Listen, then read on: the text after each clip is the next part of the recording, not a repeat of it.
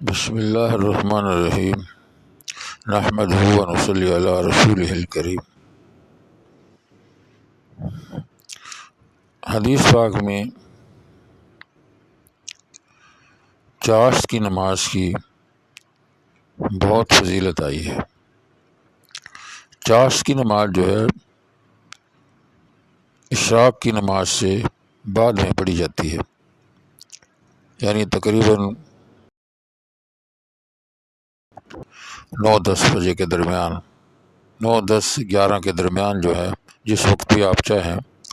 اشراق کی نماز پڑھ سکتے ہیں۔ 2 نفل پڑھ سکتے ہیں، 4 پڑھ سکتے ہیں، کم از کم 2 تو لازمی پڑھیں، کیونکہ ان 2 رکعت نماز کی چاشت کے 2 نفل جو ہیں، ان کی ایک خاص فضیلت ہے، خاص فضیلت ہے، جو کہ اکثر مسلمانوں کو نہیں پتہ۔ صرف علماء کرام کو پتہ ہے، یا علماء کرام کے ذریعے سے ان کو پتہ ہے جو خاص طور پر پکے نمازی ہیں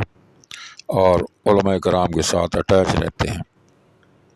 ان کو پتہ ہے کہ اشراق کے جو 2 نفل ہیں ان کی کتنی بڑی شان ہے، ان کی کتنی بڑی فضیلت ہے۔ تو اشراق کے جو نوافل ہیں ان کی حدیث پاک میں ایک خاص فضیلت یہ ہے کہ جو بھی اشراق کے نفل پڑھے گا تو اللہ تعالیٰ اس کی رزق میں بہت زیادہ برکت عطا فرمائے گا، اور اس کو رزق آسانی سے ملے گا، اس کی زندگی سے مشکل ختم ہو جائیں گی، کیونکہ رزق کے بارے میں انسان کو دن رات محنت کرنی پڑتی ہے، اور رزق کا معاملہ آسان ہو جائے تو زندگی آسان ہو جاتی ہے۔ اس لیے اپنی زندگیوں کو آسان بنائیں اور اللہ تعالیٰ کی عبادت کی طرف آئیں، اللہ کے ذکر کی طرف آئیں، درود شریف کی طرف آئیں، توبہ استغفار کی طرف آئیں، قرآن کی تلاوت کی طرف آئیں، تو زندگی بہت آسان ہو جاتی ہے، بہت آسان ہو جاتی ہے، کیونکہ اللہ تعالیٰ نے ہمیں اپنی بندگی کے لیے پیدا کیا ہے، عبادت کے لیے پیدا کیا ہے۔ وما خلقت الجن والانس الا لیعبدون۔